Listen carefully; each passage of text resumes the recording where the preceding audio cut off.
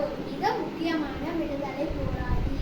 Mayandi Servai March 3ஆம் நாள் 1904 அன்று பிறந்தார். இவர் இந்து மகா சபையிலும் தலைவராகவும் இருந்தார். 1940களில் இந்திய விடுதலைக்காக போராடி ஒரு தைரியமான செயல் மூலம் வரலாற்றில் இடம் பிடித்தார்.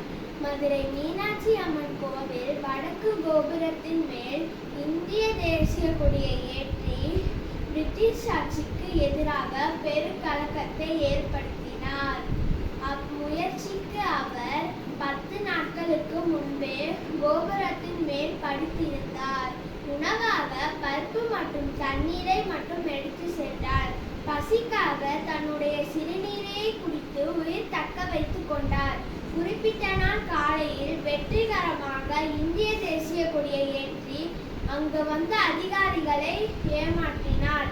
நன்றி, வணக்கம்.